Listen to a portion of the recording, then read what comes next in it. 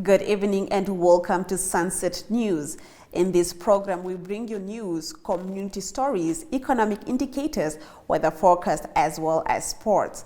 I am Glenora Shipura. In the news tonight, the tragic death of former Namibian rugby captain Gerhard Mans earlier today morning on the Western Bypass close to the Ellisonham Bridge has sent shockwaves through the country's sporting community. Mans was on a cycling ride when he was hit by the driver of a white BMW and was killed on the scene. The driver was taken into custody. Mans was the rugby captain of the much feared South West Africa team of the late 1980s and also led Namibia after independence, scoring an impressive 26 tries in 27 test matches. Playing mostly as a right wing, his national try scoring record stood until 2018 when he was overtaken by Chrisander Botha in his 55th test match. Well known in the cycling community, Mans also completed challenges such as the Nedbank Desert Dash and the Cape Epic, the latter which his eldest son, Gerhard Jr., was his teammate. Gerhard Jr. also excelled as a former national time trial cycling champion and 2014 Commonwealth Games representative.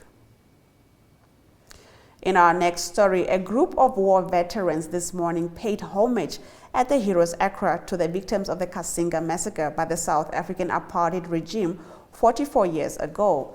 The Battle of the Kasinga was a controversial South African airborne attack on the SWAPO military camp at the town of Kasinga, Angola on 4th May 1978. According to an Angolan government white paper, the official toll of the Kasinga raid was a total of 624 dead and 611 injured civilians as well as combatants. Among the dead were 167 women and 298 teenagers and children. Since many of the combatants were female or teenagers and many combatants did not wear uniforms, the exact number of civilians among the dead could not be established. The day is remembered on the 4th of May every year in Namibia. Former President Hifikepunye Pohamba has called on all friends of education to assist the Hifikepunye Pohamba Combined School, previously known as Oshidude CS, with equipment needed to upgrade the school. Pohamba made the call during a name-changing ceremony on Friday, saying education requires a collective effort from all people. I call upon the business community, especially local business entities, to join the Friends of Education and sponsor different kinds of teaching and learning materials in order for the school to be able to construct the required science laboratory, he said. In our next story, the Mesger family of the farm now Oshisauna has come into the habit of inviting interesting speakers who tackle today's challenges faced by the modern farmer in Namibia. While Diethelm Metzger is synonymous with his Come-Up Simbra stud, he repeatedly emphasized that the so-called Beef Info Day that was held at the farm on Tuesday was not aimed at promoting the Simbra breed, but rather at looking at new ways in which farmers can optimize their output while facing rising costs. While some of the speakers were locals, others had come as far as the USA, sharing information on how to determine your goals and subsequently applying modern insights such as to balance your farm and achieve optimum output. Here are a few insights. It's great for cattle production, so it's great to see the turnout that we have here today. And again, I am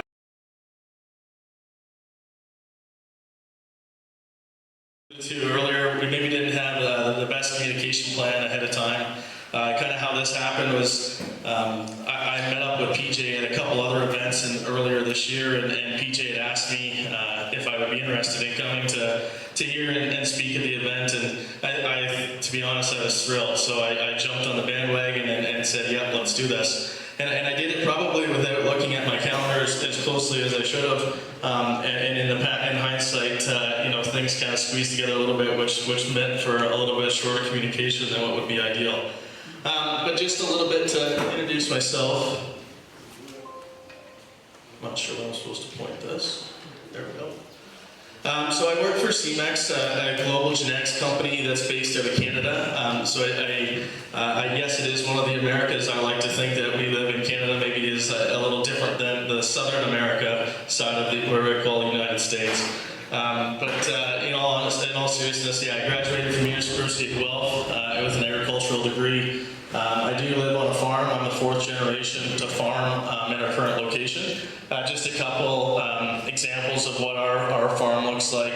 Very different than what you guys have here. But what is nice about my job and the opportunity that I have about traveling around the world and seeing different operations in different countries, you get to understand that the environment plays.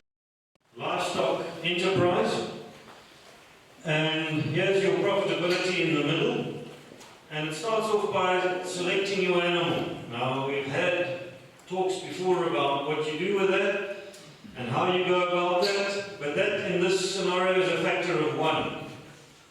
Your animal performance is twice as important as the kind of animal you choose. These are broad figures and they are just indicative. Your calving and fertility is 4 times more important than the choice of animal, and your sustainable stocking rate, this is 8 times more important. This shows that in order to grow, this becomes an important part to look at. What's happened in the past, though, is many farmers have focused on improving sustainable stocking rate, improving their field, getting perennial grasses back, have neglected this, and have gone broke.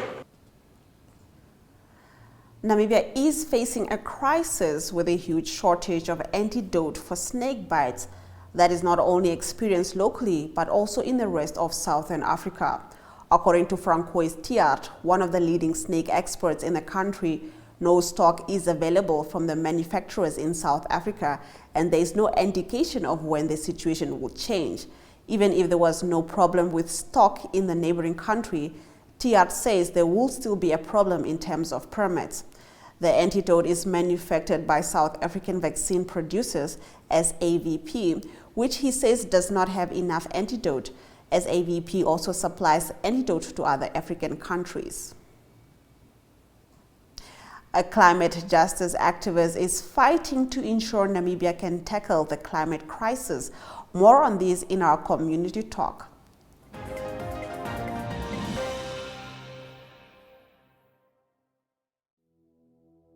Have you received a loan from NSFAF? NSFAF loan is the same as any other loan. It must be paid and settled. NSFAF has a set of guidelines on how you can repay your loan and become debt-free. Therefore, it is important that you, a former beneficiary and a responsible Namibian, show your patriotism by helping pay back your loan and thus helping NSFAF become a revolving fund for the benefit of future potential students. By failing to pay back your NSFAF loan, you risk being blacklisted or having a court order against you.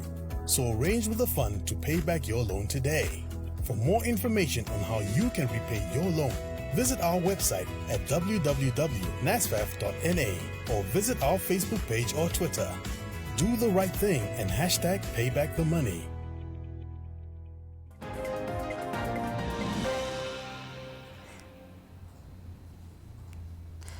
This is still Sunset News. Let's take a look at our community talk. Reinhold Mangundu is a young Namibian scientist and climate justice activist fighting to ensure Namibia can tackle the worst of the climate crisis. Here he talks with Yana Marie Smith about where his passion comes from and the already worsening impacts of climate change in Namibia. Let's take a look. Hi, Reinhold. Thank you so much for joining me today. You are an environmental scientist and you are also a climate justice activist here in Namibia. Can you tell me a little bit where this passion comes from for climate and environment? Yeah, thank you so much, Jana. I'm a full environmental activist as well as a sustainability practitioner. And my passion for people and planet really started at a very young age because I was born in a small village in the north.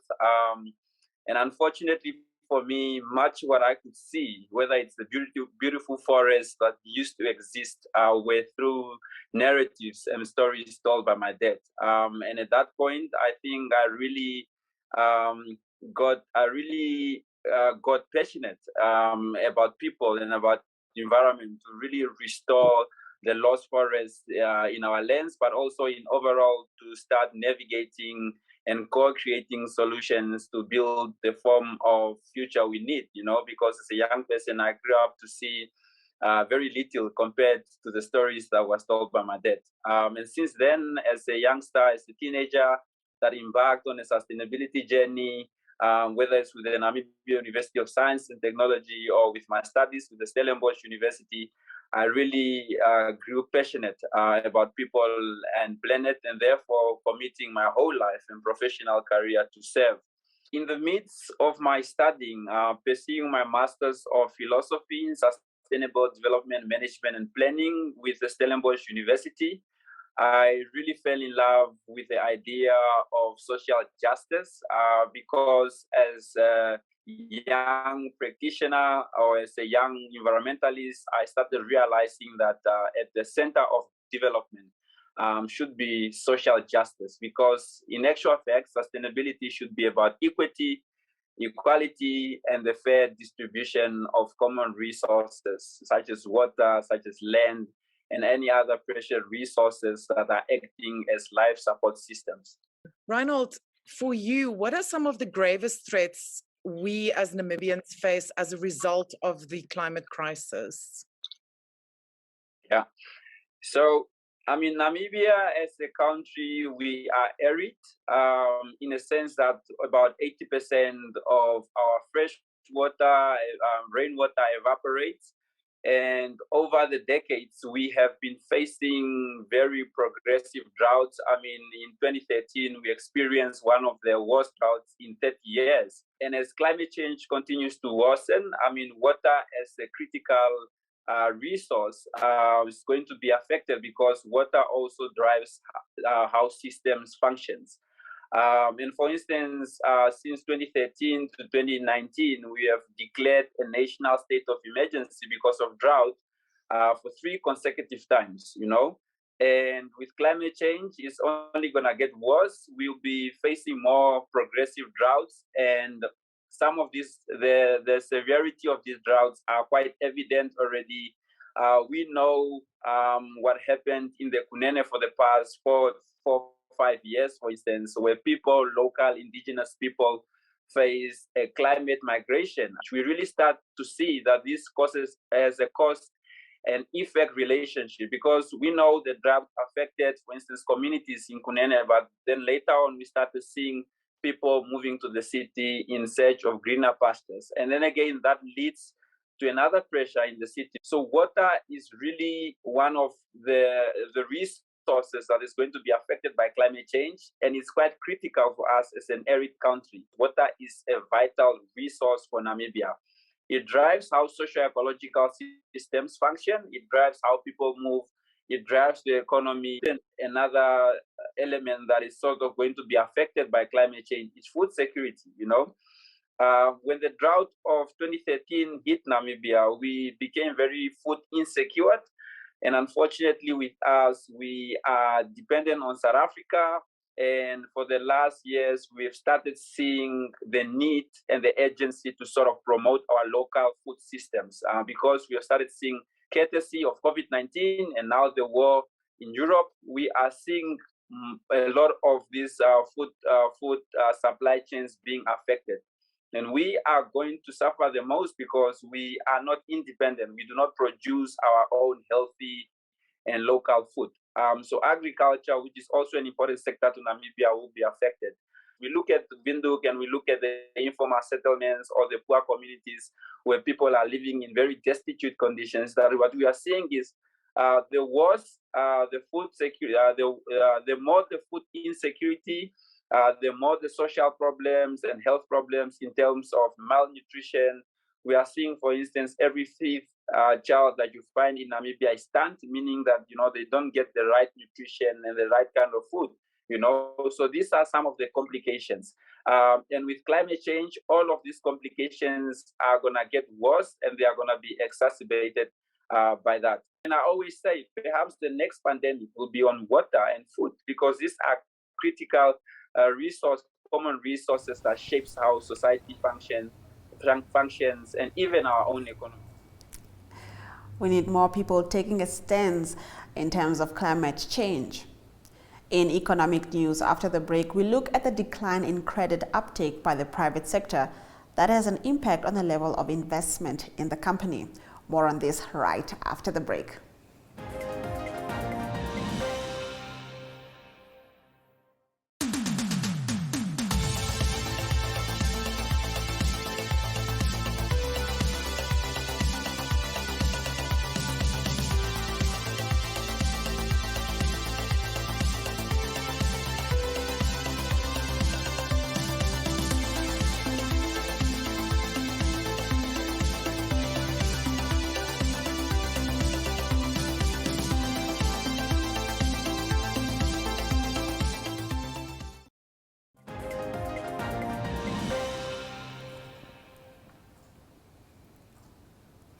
In our economic news, the decline in credit uptake by the private sector has an impact on the level of investment in the economy.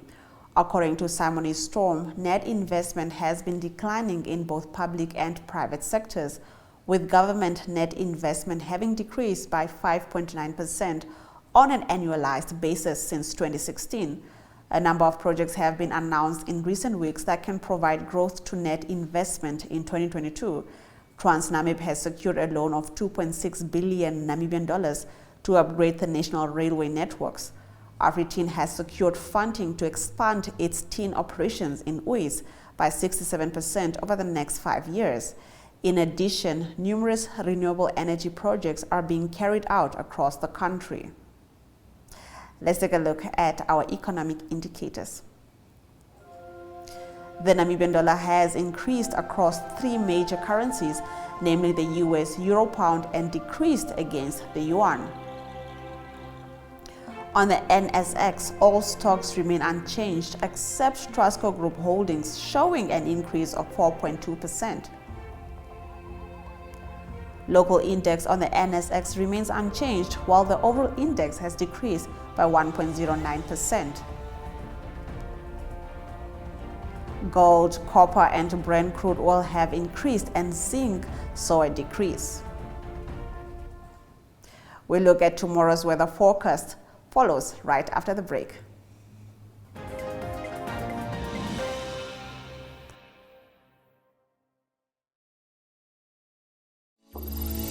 Go far with Paratus. Go further with Paratus Fiber. Paratus offering high-speed, reliable fiber connectivity, starting from only 599 Namibian dollars per month. Unlimit your lifestyle and visit na.paratus.africa for more information. Always prepared. Paratus.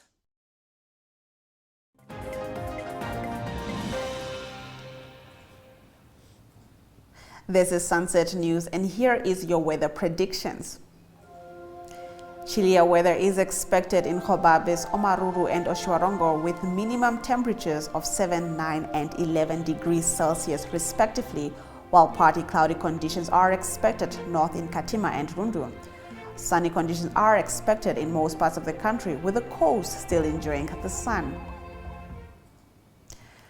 In international news, the EU's chief has called for a ban on Russian oil imports by the end of 2022 over Moscow's war in Ukraine, but Hungary says it lacks a security guarantee. More on this right after the break.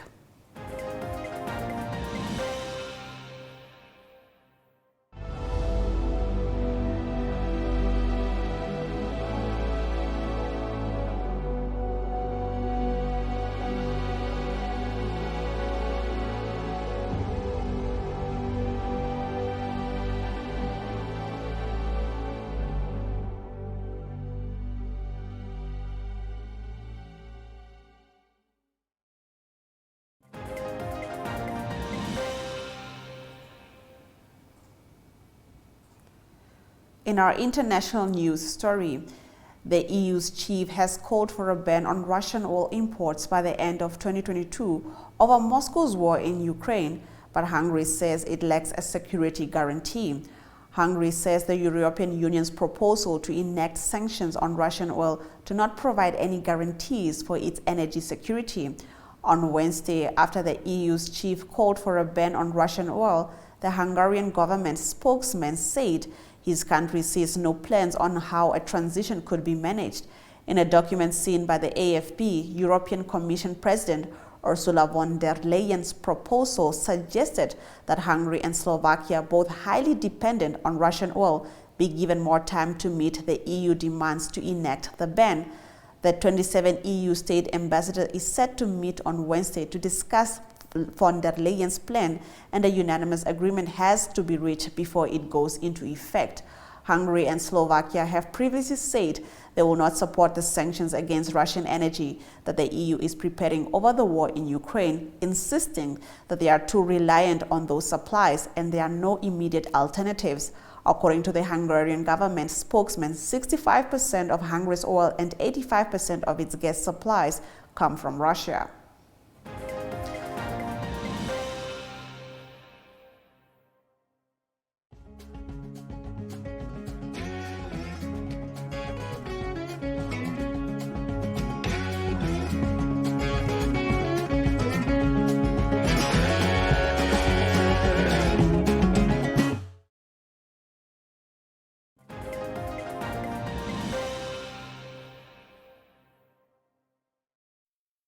This is Sunset News. Let's take a look at our sports news.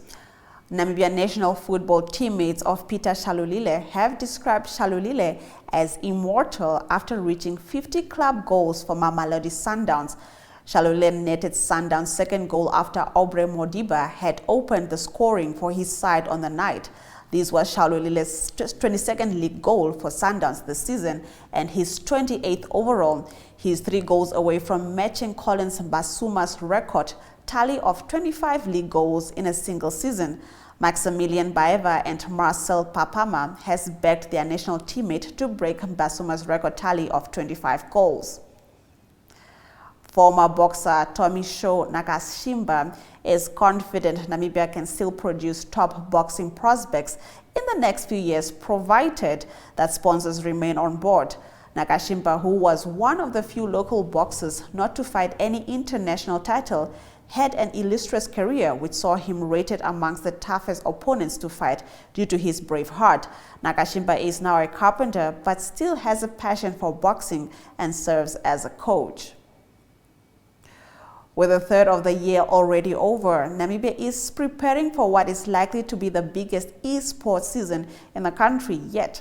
This year, the Namibian Electronic Sports Association, NESA, will be hosting national qualifiers for 6 game titles, all selected by the International Esports Federation for the 2022 World Esports Championship. And for a twist, for the first time, mobile games are also involved. Once again, powered by Logitech, NESA starts the search for the next Namibian sports team to compete in the African Regional Games for a chance to wear the Namibian colors in Bali, Indonesia, at the WE Championship in November/December. NESA is especially looking for female athletes, as the WE Championship will feature the first CSGO tournament this year. The first qualifier tournament is on the 7th of May. We bring you highlights right after the break.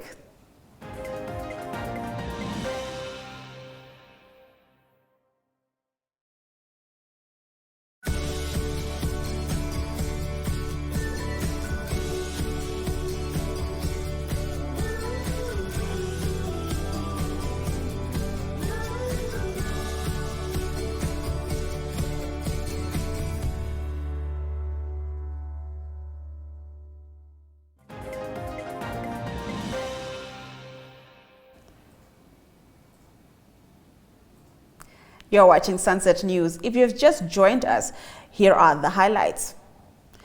The tragic death of former Namibian rugby captain Gerhard Mans earlier this morning on the Western Bypass close to the Elsenham Bridge has sent shockwaves through the country's sporting community.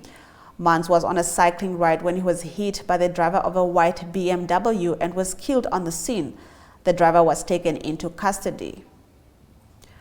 A group of war veterans this morning paid homage at the Heroes Accra to the victims of the Kasinga massacre by the South African apartheid regime 44 years ago. The Battle of Kasinga was a controversial South African airborne attack on a SWAPO military camp at the town of Kasinga, Angola on 4th May 1978. According to an Angolan government white paper, the official toll of the Kasinga raid was a total of 624 dead and 611 injured civilians as well as combatants. Namibian national football teammates of Peter Shalulile have described Shalulile as immortal after reaching 50 club goals for Mamelodi Sundowns. Shalulile netted Sundowns' second goal after Aubrey Modiba had opened the scoring for his side on the night. This was Shalulile's 22nd league goal for the Sundowns this season and his 28th overall.